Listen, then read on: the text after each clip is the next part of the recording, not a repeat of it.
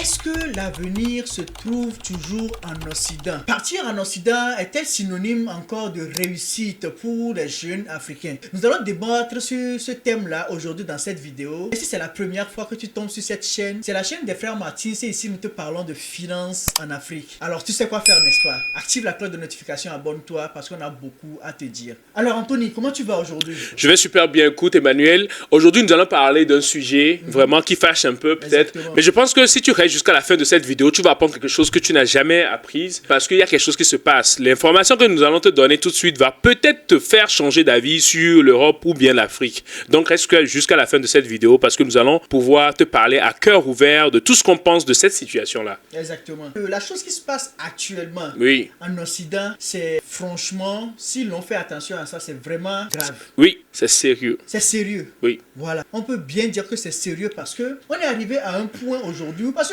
qu'en Afrique, on en a parlé et on pense surtout que partir en Occident, c'est synonyme de réussite. Et dans chaque famille, dès qu'on envoie un enfant en Europe, on dit « Ah, la famille est sauvée ». C'est bon, on dirait c'est lui qui va au sommet et donc il va commencer par tirer les autres. Exactement. Comme si c'est... Voilà quoi. Et même les familles, parents, familles alliées pensent que... Oui, même Match Long est parti en Europe, donc il va prendre son cousin, son petit qui vient d'avoir le bac avec 16 de moyenne. Wow. Forcément. Mais là, même les Européens, même les Occidentaux, ils ne supportent plus ce qui se passe actuellement. Parce que le phénomène qu'il y a actuellement, ce n'est pas juste un phénomène de les gens viennent en masse. Non, parce qu'il y en a qui sont en Europe, qui sont régularisés. Proprement. En Europe. Et ce sont des natifs, ils ont leur nationalité, ils sont bien intégrés, voilà, c'est trop top, il n'y a pas de souci. Ils respectent tout ce qu'il y a comme règle. Oui, c'est-à-dire ils sont là, ils sont citoyenneté, top, ils n'ont rien à se reprocher. Mais ce n'est pas forcément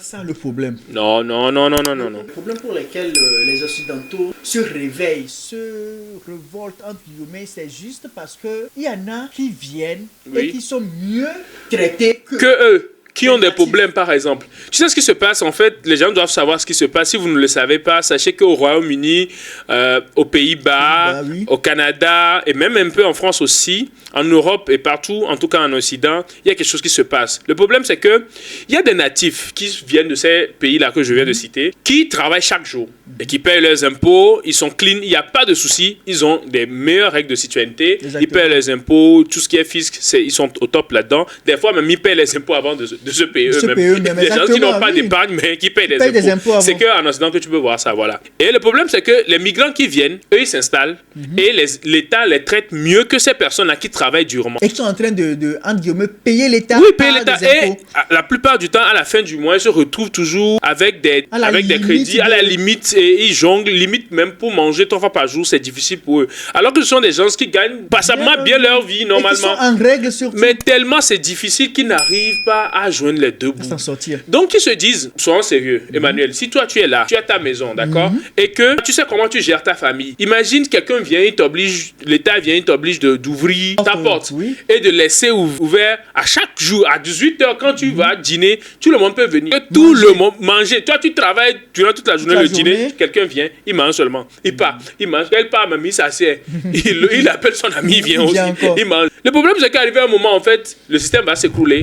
Le système ne va plus marcher. Et moi, je ne serai plus d'accord. Parce que tu as un budget et tu ne vas jamais accepter que quoi? Voilà, que les gens viennent. Pas parce que tu ne les aimes pas. Ce n'est pas une question de noir, blanc. Non, pas du tout. Il y a même des noirs qui sont natifs et qui se plaignent aussi. Ce n'est pas affaire de quoi que ce soit, de mettre quelqu'un de côté, quelqu'un rouge, quelqu'un noir. Non, pas du tout. C'est juste une question de système qui ne marche plus en Occident. Et donc, c'est tellement difficile pour les gens de jouer les deux bouts.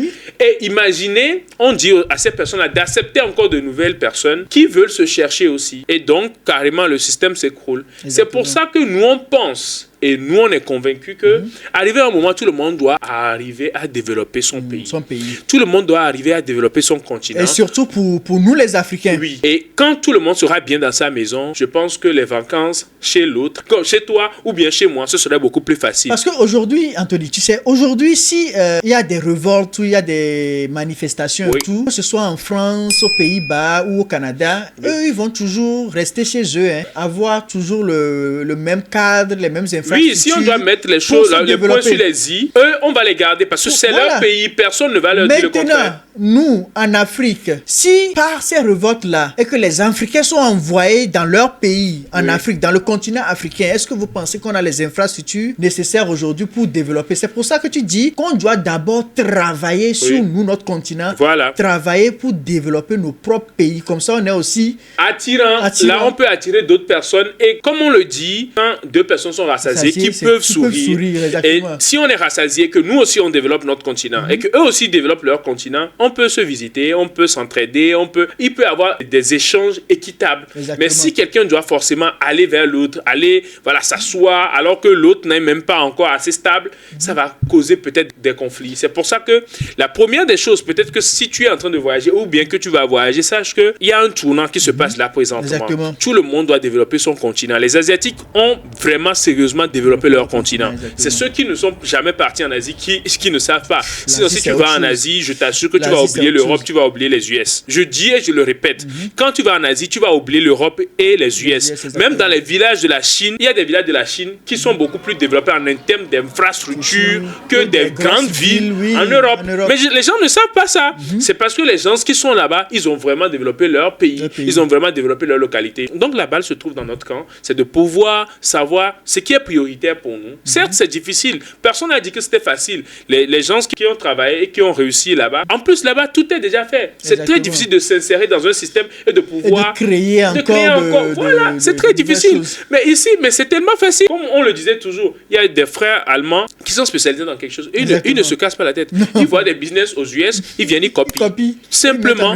Et donc, c'est quelque chose aussi qu'on peut faire ici. Des choses qui marchent bien en Europe, on peut l'adapter à notre sauce et pouvoir faire développer nos pays, faire développer notre continent. J'ai un grand frère que tu connais hyper bien, que tu connais bien, mais on va taire le nom dans la vidéo. Un grand frère qu'on apprécie beaucoup. Et il a été en Europe, notamment en France, où il a continué ses études, il a commencé par travailler. Et qu'est-ce qu'il a fait qui nous a marqué? Et c'est pour ça qu'on lui donne beaucoup de respect. Il est revenu avec un business. Quand il est revenu avec le business, il a commencé le business ici. On a peut-être vu qu'il était en vacances. Il a commencé le business ici, petit à petit, et il n'est plus reparti. Il a fait environ 3-4 mois, 5 mois, il n'est plus reparti. Ensuite, il est reparti encore, il est revenu encore avec ce même business, encore renforcer le business. Avant qu'on ne sache, il y a une multinationale là qui est ici, qui a rapidement racheté son business. Et maintenant, qu'est-ce qu'il fait encore? Il est encore reparti, il a encore pris un autre business qu'il a vu là-bas, encore revenu maintenant, juste changer le nom, l'adapter à notre sauce ici, et puis le faire. Et il a des rachats qui font gonfler carrément son patrimoine. Et aujourd'hui, limite, il peut se permettre de pouvoir se la couler douce avec sa famille.